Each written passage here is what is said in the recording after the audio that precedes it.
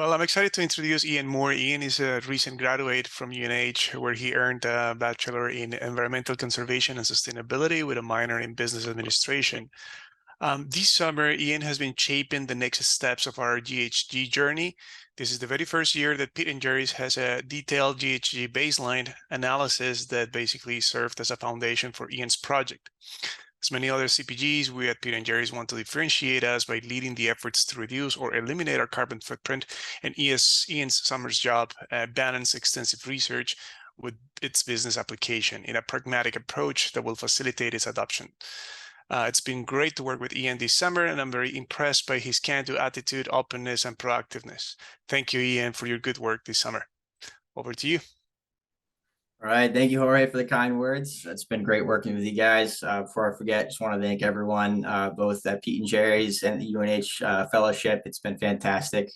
So without further ado, could we move on to the next slide, please? All right. So like Jorge said, my project was kind of focused on helping Pete and Gerry's understand what greenhouse gas reduction really means for them based off their first baseline inventory. And so that project challenge had two kind of sub challenges. The first was what to do with their over 173,000 tons of manure that's produced across their partner farms each year, which is about 40% of their scope 1 and 2 emissions. So around that, just figuring out an action plan and then the roadmap for how do we implement these actions I've identified. And then the second half, or the second sub challenge here, was on the alternative energy side of things, which account for roughly 60% of on-farm emissions from that electricity and heating consumption. So could you go to the next slide, please? So first, with the electricity consumption side of things, there's kind of three aspects of this. First is targeting the root of the problem. Why make your consumption green when you can eliminate it to begin with? And so that's really focused on the day-to-day consumption level, operational wise at their packaging facilities. What are some of the practices that can be implemented to reduce consumption to begin with? And so I laid those out for them. And the next is what I like to call back to the future. Sorry, go back. Yeah, thank you. Next is back to the future, which is analyzing one of their business cases. One of their partner farms recently converted to solar.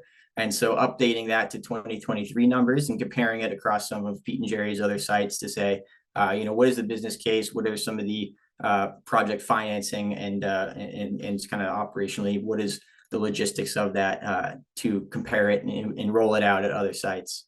And then lastly, I like to call it cheating the system. Didn't actually cheat the system here, but what that is trying to lower the barrier to entry for some of those partner farms because they don't necessarily often have the time or technical know-how to go about figuring out the various different federal and state incentive programs for solar, the regulations. And so providing them with those resources is one of the things I did to, again, lower the barrier to entry to help them roll out solar at their farms.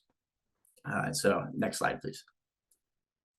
So this is on the manure management side of things. And so it's reducing it from a systemic lens. And so you'll see here with the this is a simplified diagram that I created based off the research that I had. And so from the flock houses, you get manure, like I said, roughly 173,000 tons over across the sites Pete and Gerry's has. And so that goes into improved manure storage techniques. For example, the addition of biochar or potash, it's just a high carbon substrate, can reduce emissions by 54% for methane specifically. And then taking that stored manure and putting it into a larger anaerobic digestion system. And so anaerobic digestion basically harnesses the methane produced by the manure, and it converts it into electricity or biogas, which then can be used to convert or to generate electricity and heating for the flock houses. And then in addition to that, you can add external wastes into the system to increase the capacity, and that allows the site to reduce greenhouse gases, not only on for their scope, but for outside parties that might not have the ability to do so. And then off of that, your anaerobic digestion doesn't get everything, so you have leftover solids, and those solids can be put into a compost system. And one of the ones identified is what's called black soldier fly larvae, just little grub-like things, and those are 75 to 100 times more efficient at composting than your average earthworm. And so not only they're more efficient at composting, which reduces your emissions there, is that those grubs are actually fantastic feed for hens. And so they can be used potentially as a supplemental feedstock for the hens. They're very nutritious, roughly 43% protein by body weight. And so once I had that research identified and kind of that system designed, is next saying, now that we have the actions, how do we roll it out? What does that roadmap look like? What needs to be done now in terms of the short-term action, in terms of data collection to get a more accurate perspective on what needs to be done, and then those medium-term and then the long-term strategy to say, hey, on that kind of management perspective, 3 to 5 years, what needs to be done. So that's really what I've done at Pete and Gerry's, and it's been a fantastic time. I had a previous experience on the ESG side of things that's more higher level, but now this has been fantastic to get kind of dig into the dirt of things and the meat of the problem to say how do we actually roll out and implement various strategies to reduce greenhouse gases, and specifically in the agricultural sector. It's something that I hold kind of dear to my heart in terms of good, clean, fair food. So thank you very much. It's like I said, fantastic time doing this. Awesome. Thank you, Ian and Jorge. As folks are thinking of questions, great work, Ian, on all. I loved all the statistics you had in data. Great to share. So we have a question here from Cameron.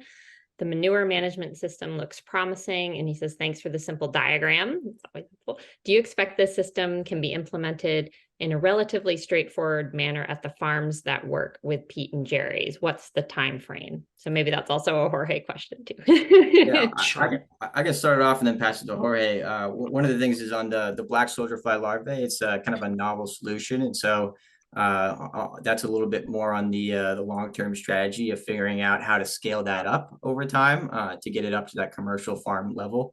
But those improved manure storage techniques are very immediate, and then that anaerobic digestion is maybe a little bit medium term.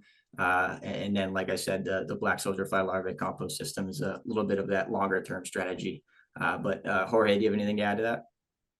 Yeah, I think the system as designed or as presented by Ian, of course, is quite complex and requires leverage in terms of not only financial, but the scalability relies on how many farms and ultimately inputs do we have in one single location. So I think addressing another question that is coming in the chat, we do have in excess of 300 farms in the whole country. So the applicability of this exact system depends on where we have the scale to truly deploy the system as a whole versus where we can deploy parts of that system across the nation. But I think overall, our scope or our intent is to roll this out over the next 24 to 36 months in different shapes and form. But overall, parts of the system will be rolled out in that time frame.